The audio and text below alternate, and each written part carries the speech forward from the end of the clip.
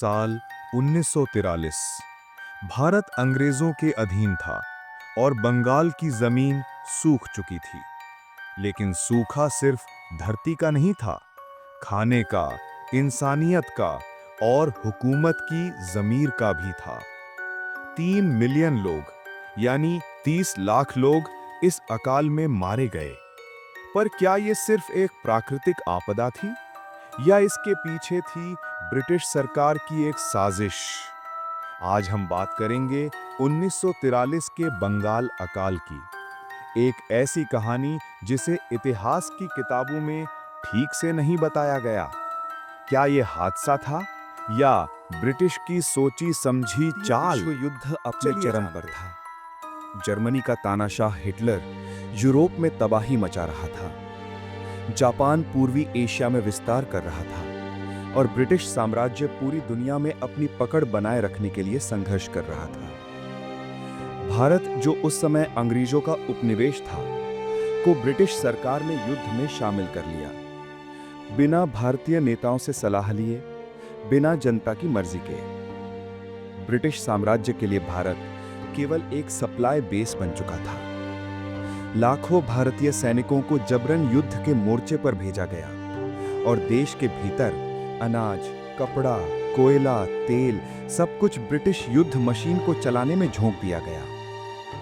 और इसी के बीच था बंगाल, वो इलाका जो कभी भारत का सोने की चिड़िया कहलाता था। उपजाऊ मिट्टी, नदियों से सिंची जमीन और प्राचीन समय से ही कृषि का केंद्र। पर धीरे धीरे वही बंगाल भूख की जमीन बनता जा रहा था। अब सबसे बड़ा सवाल ये कि ऐसा क्या हुआ कि अन्न समृद्ध बंगाल अनाज के एक एक दाने के लिए तरसने लगा। 1942 तक बंगाल में चावल की अच्छी पैदावार हुई थी, पर फिर भी 1943 में लोग भूख से मरने लगे।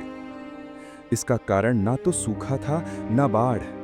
इसका असली जवाब छिपा है ब्रिटिश सरकार की उन नीतियों में जिन्हें वॉर सपोर्ट पॉलिसीज कहा गया, जिनका मकसद था ब्रिटिश सेना को पोषण देना, लेकिन उसकी कीमत चुकाई बंगाल की जनता ने।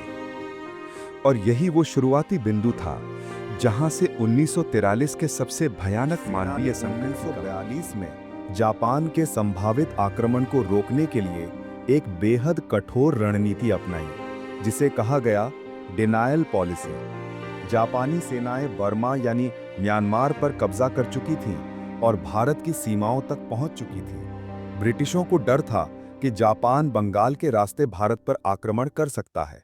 इसलिए ब्रिटिश सरकार ने आदेश जारी किया कि बंगाल के तटीय जिलों यानी 24 परगना, मिदनापुर और चटगांव में हर वो चीज नष्ट कर दी जाए जो दुश्मन के काम आ सकती है। इसमें शामिल थीं हजारों नावें जिनसे लोग नदी पार कर सकते थे, चावल के भंडार और गोदाम जहां महीनों का राशन जमा था, गांवों की पशुधन संपत्ति जो खेती और जीवन यापन में मदद करती थी। इस नीति के तहत अनुमान है कि सिर्फ बंगाल में 60,000 से अधिक नावें जब्त या नष्ट की गई। नावों का हटाया जाना सिर्फ एक सामरिक कदम नहीं था, ये ग्रामीण अर्थव्यवस्था की रीढ़ तोड़ने जैसा था, क्योंकि बंगाल के किसान और मछुआरे इन नावों पर निर्भर थे। इससे खाद्य आपूर्ति की चेन पूरी तरह टूट गई और ग्रामीण आबादी फंस गई, न खाना ला सकें न गांव छोड़ सकें। और जापान ने कभी भारत पर हमला नहीं किया, लेकिन जो हमला हुआ वो था अकाल का। डिनायल पॉलिसी का असली असर ये हुआ कि बंगाल के लाखों लोग जो पहले किसी तरह अपना गुजारा कर रहे थे, अब पूरी तरह असहाय हो गए। ब्रिटिशों ने अपने ही लोगों के पेट काट दिए ताकि एक काल्पनिक दुश्मन के खिलाफ युद्ध में बढ़त पाई जा सके। और जब बंगाल के गवर्नर रिचर्ड केसी ने लंदन से मदद की अपील की, तो चर्चिल का जवाब दिल दहला देने वाला था। If food is so scarce, why hasn't Gandhi died yet? यानी अगर वाकई भारत में भुखमरी है तो गांधी अब तक मरे क्यों नहीं? इस एक वाक्य से उस सोच की तस्वीर साफ हो जाती है जिसमें भारतीय सिर्फ एक संख्या थी, सिर्फ एक औपनिवेशिक बोझ जिनके जीवन का कोई मूल्य नहीं था। और यहां से शुरू होती है 1943 के उस भयानक अकाल की सबसे शर्मनाक दास्तान, जिसमें साजिश छिपी थी। का बंगाल अकाल सिर्फ एक मानवीय संकट नहीं था, ये सूचना पर नियंत्रण का भी एक भयावह उदाहरण था। उस समय भारत में प्रेस पूरी तरह ब्रिटिश सरकार के अधीन था। British defence of India act के तहत समाचार माध्यमों पर सख्त सेंसरशिप लागू थी।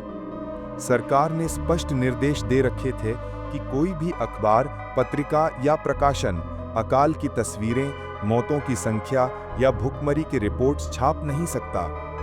बीबीसी, रॉयटर्स और द टाइम्स जैसे अंतर्राष्ट्रीय मीडिया पर भी दबाव डाला गया कि वो इस पर रिपोर्टिंग न करें। इसका मकसद था दुनिया को ये बताना कि सब कुछ सामान्य है, ब्रिटिश शासन मानवीय और न्यायपूर्ण है और भारत में अकाल जैसी कोई आपदा नहीं है। लेकिन तब एक ऐसा नाम सामने आया जिसने सच्चाई की तस्वीर दुनिया तक पहुंचाई।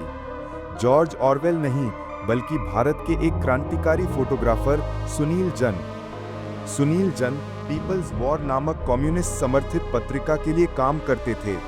उन्होंने चुपचाप बंगाल के गांव और सड़कों पर जाकर भूख से मरते हुए लोगों, सड़कों पर पड़े कंकाल जैसे शवों और बेजान आंखों वाले बच्चों की तस्वीरें खींची।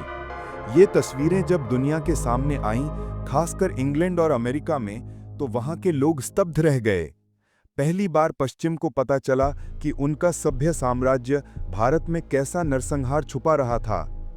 इन तस्वीरों में एक सामान्य सी बात दिखती थी।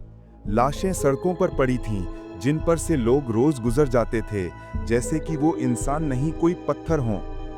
ब्रिटिश सरकार ने तुरंत पीपल्स वॉर पर नजर रखनी शुरू कर दी। कई चित्रों को जब्त किया गया और जन जैसे पत्रकारों को डराने धमकाने की कोशिशें की गईं, लेकिन तब तक सच्चाई बाहर निकल चुकी थी।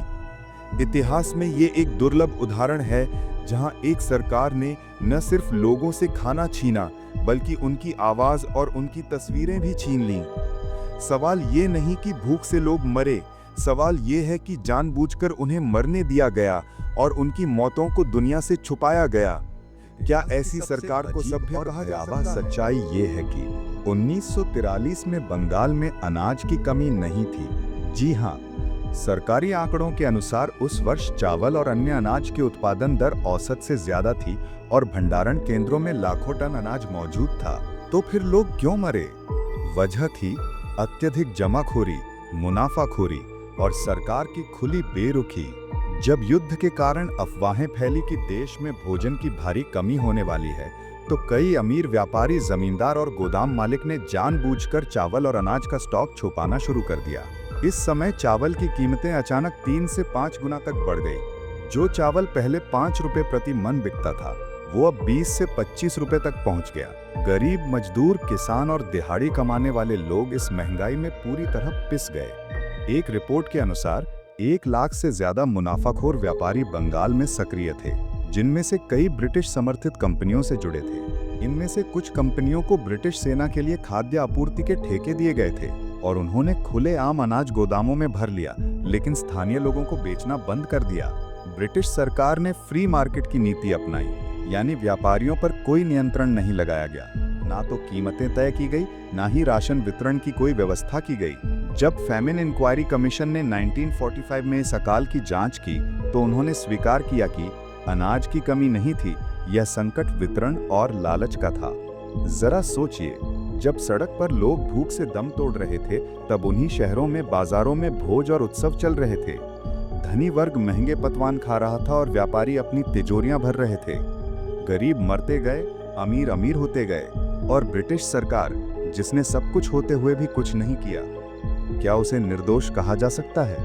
क्या इसे सिर्फ एक हादसा कहेंगे या एक माँ ठंडी अपने बेरहम बच्चे को खाना नहीं दे पा रही, वो उसे दिन भर बहलाती है, ये कहकर कि आज खाना शाम को मिलेगा, और जब शाम आती है तो बच्चा जिंदा नहीं रहता। ऐसी हजारों कहानियां हैं इस अकाल की, जो इतिहास के पन्नों से मिटा दी गई। पर क्या हम उन्हें भूल सकते हैं? इस अकाल ने भारत को बदल दिया।